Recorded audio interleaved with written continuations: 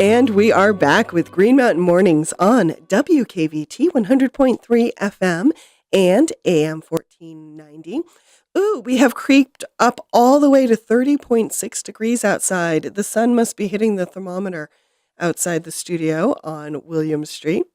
And it is 8:24, and I am your host, Olga Peters. And I want to welcome Harmony Birch from The Reformer. Hello, Harmony. Hello. And how are you? Are you getting ready for Thanksgiving? I am. My father's cooking this Thanksgiving. It's kind of like a historic moment. Woohoo! Well, I hope it's wonderful and I hope it's yummy.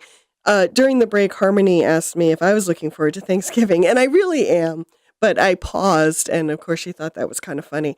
And we were talking about family and how now that I have this new job, I share more opinionated things than I usually did, especially at the Commons, because my role as a journalist has shifted.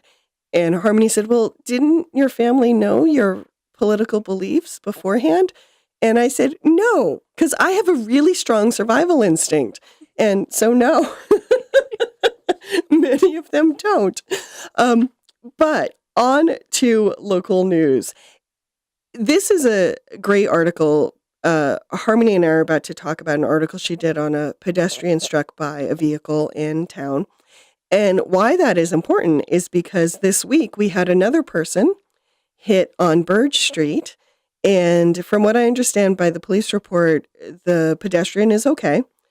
But it's an ongoing saga in Brattleboro about pedestrian safety and car safety and road safety. So take it away, Harmony. Yeah, so I didn't know that there was another pedestrian struck because I wasn't here over the weekend, and I just came in and talked to you about that, and it blows my mind. So this article that I wrote about is a couple weeks back, but a pedestrian was struck on Western Avenue, and I got to talk to town manager Peter Elwell about it, which is kind of cool because usually Chris Mays covers all of that stuff, so that was my first time really getting to interview him. But it's just interesting how many people end up struck in Vermont in general. And talking to Elwell and, covering Bellows Falls, because this is also a big problem for them as well. Lighting seems like a really big issue here. So I got to talk to Elwell about this one pedestrian that was struck, and he kind of gave some safety tips and talked about how the town has been addressing this in the past and what they plan to do. And essentially, it's kind of hard because, it takes so much to, just even put in crosswalks, I guess. You have to, it's stuff that I've never really thought about before. Like, the intersection has to be really close together to put in a crosswalk. And so he kind of gave some general advice, which I'm sure not everyone is happy about how pedestrians can be safer walking around at night. Because it really is quite scary to be walking around and then just to see somebody walking in the dark when you're driving. And of course, in winter, we're all in dark clothes as well. Yes. And he mentioned that. He was like, in winter, the light naturally just kind of isn't as great as it's going to be. And so I don't know how many more of these we're going to see.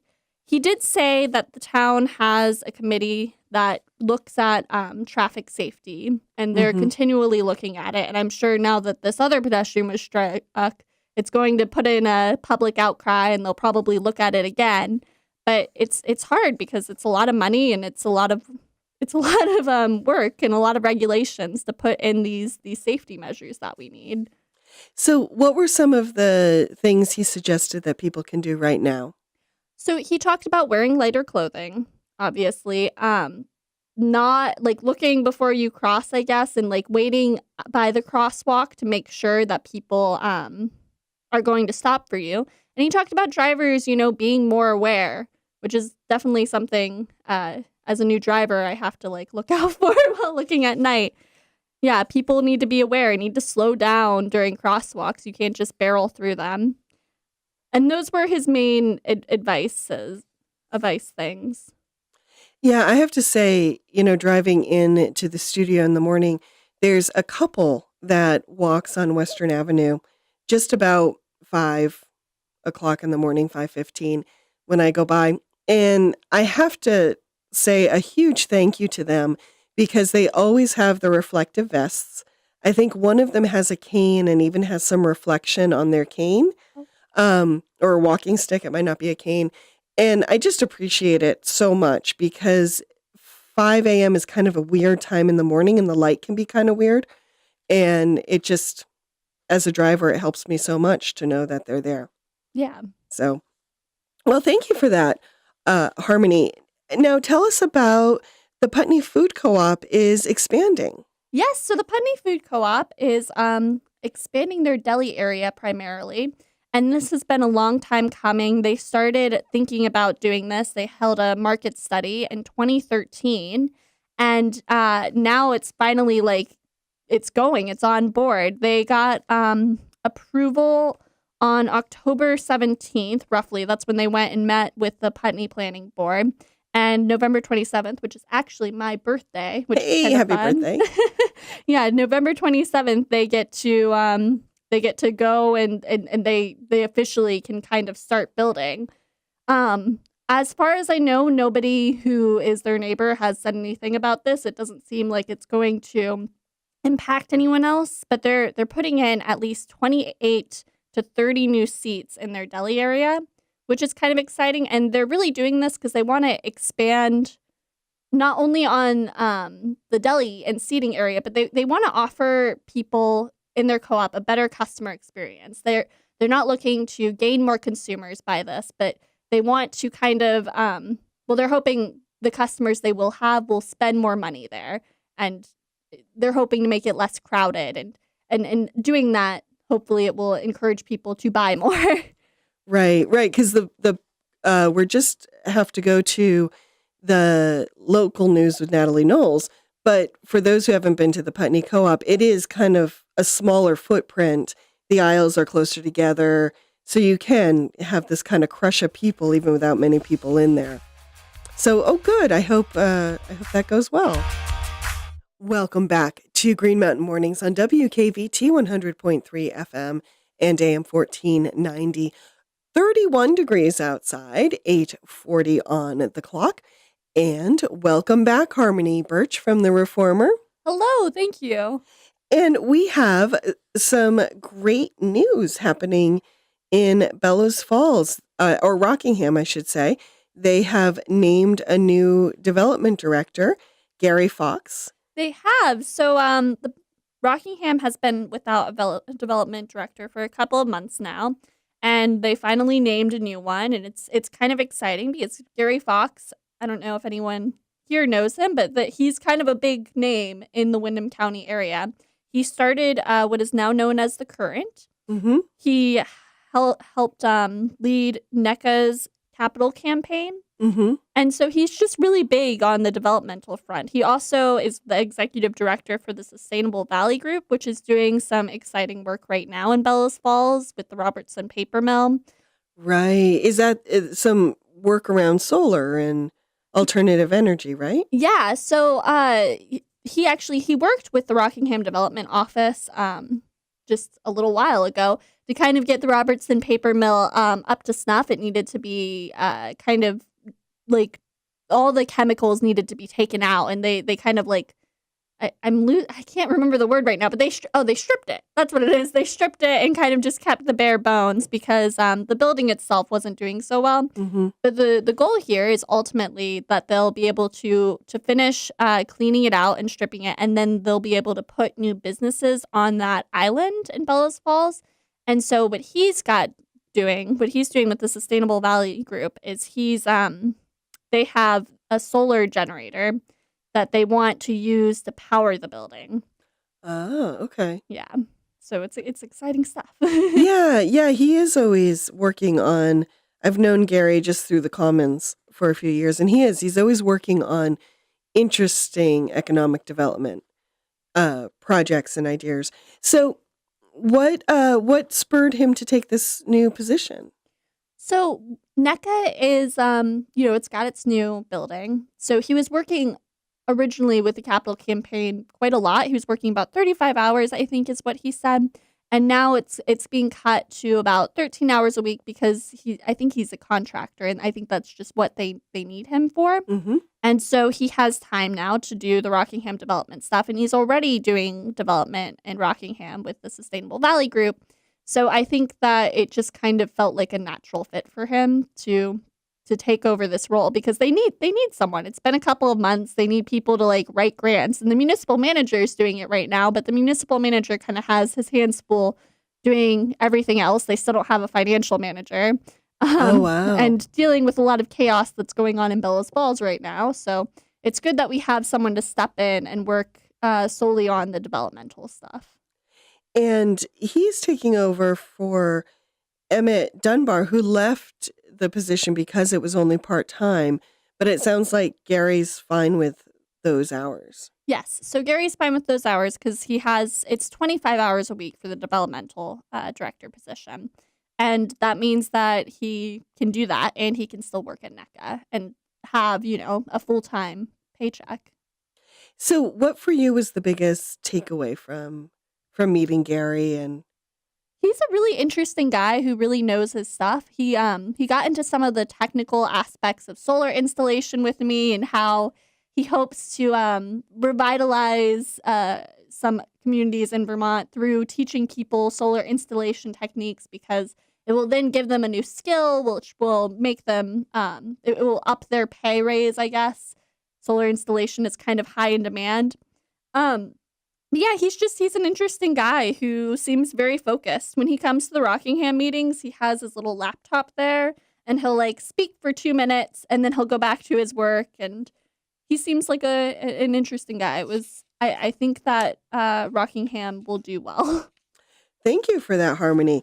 So bring us up to speed too. There's new developments regarding the state of the firefighters in Bellows Falls. And just to frame this conversation, the Bellows Falls trustees, village trustees, are working to hash out the fiscal year 2018 budget, which actually ends in June of 2018. Originally, I think back in around May, the village had their regular budget meeting. Their proposed budget passed in that meeting, but there weren't a lot of people there.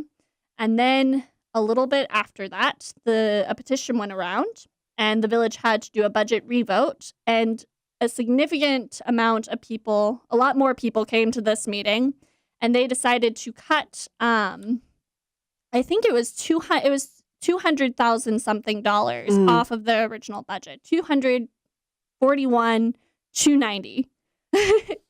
And since then, the village was kind of figuring out, oh my gosh, what do we do with our 2018 budget to make sure that we have enough money? And so on August 9th, they decided to take the first measure to figure out how to come up with this money. And that was to lay off all 4 full-time firefighters. Now, the village of Bellows Falls is kind of tricky because Bellows Falls pays both Rockingham and Bellows Falls taxes. And Bellows Falls itself really only is paying for water and sewage, which is different. So the tax dollars, they get a separate bill from that. But they're also paying for fire and the police department. Okay. And I think there's some union regulations against firing some of the police. And I think that most of the village trustees looked at it and they were like, well, we have to choose between a fire department and a police department. And to them, I think it made more sense, or they could see a model working better with a volunteer fire department because you can't really have a volunteer police department. That very good point. Yes. Yes. So they established a fire department that they were going to do. The firefighters are still on until December 11th because of union contract things. And then they all kind of go away. And the village had planned on hiring a full-time fire chief and then having just on-call firefighters to deal with their fire needs.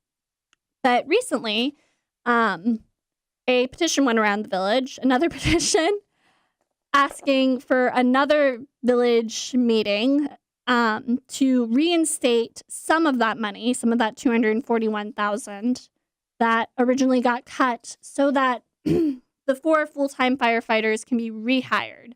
So that petition was turned in, and then it was brought back because people in Rockingham and Saxons River voted, and they weren't supposed to vote. And then it was turned in again, and on Wednesday, the village is going to meet and kind of presumably call another special meeting. They're not entirely sure what's going to happen, but it looks like they'll have to call another special meeting to reinstate those funds. Now, this is important because tax bills have already gone out, and most taxes have already been paid, too.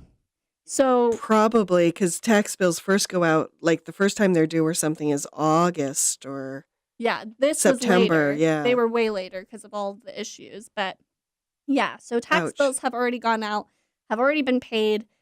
And if this meeting happens, then, and the money that they're asking for is passed, which is, I mean, right now, all these 4 full-time firefighters will be laid off. Then the taxpayers will have to give money again. But it's kind of a complicated, it's a big mess. Yeah. Meanwhile, there's an unfair labor allegation that's been brought against the village as well. Yes. So the local firefighting union filed an unfair labor practice. And this has been also kind of a messy situation. They were supposed to meet last month, I believe. Yeah, in October, they were supposed to meet with the Vermont Labor Board, but they ended up not meeting because the Bellows Falls firefighters they wanted to add more allegations on, and they kept on kind of updating their ULP. And so the Village of Bellows Falls is responding and essentially saying, hey, under union agreements, we have the right to, and because of the village charter, under the village charter and union agreements, we have the right to lay off people, and we complied in this, and this way. Mm-hmm. There were some interesting things in the new filing where they kind of admitted to not accommodating for the cost of living for firefighters. Firefighters are paid really low in Bellows Falls. Okay. And the other article that I was writing, one of the full-time firefighters who's also a paramedic makes $13.74, I believe. It's 13 something an hour, which is, I mean, not a lot of money to go run into a burning building. Or to take someone's life in your hands. Yeah. Yeah. So the village did admit to some of these allegations, and they hadn't admitted to them previously. So that was one of them, that they didn't accommodate for cost of living increases in the payment of Bellows Falls firefighters. And they also, they admitted to cutting overtime, but that's been going on for a while. The firefighters accused them of taking away overtime shifts for like sick leave and vacation time right after the firefighters got cut, but that didn't happen. Mm-hmm. That happened around May, which was before then. And the village admitted that Golden Cross, the private ambulance service that they contract with, can ask firefighters to assist paramedics, which I guess was denied before. Just little things like that. So it's a lot of technical jargon, but mostly it's important because the village is really broke right now. Mm-hmm. But because this is going on, they have to pay their attorney to deal with it. So, legal fees are quite a bit. Yeah, and I remember you saying earlier that the village's budget is really based on, like you said, a few things: the fire, the police, water, sewage. And there's not a lot of other revenues coming in at this point either for the town. So this is just such an interesting quagmire for everyone involved. What's the next step just before we sign off?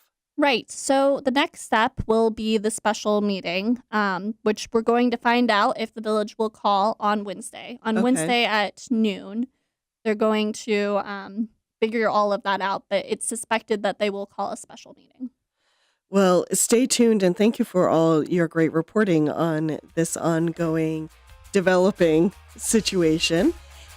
Thank you so much, Harmony, for coming in today.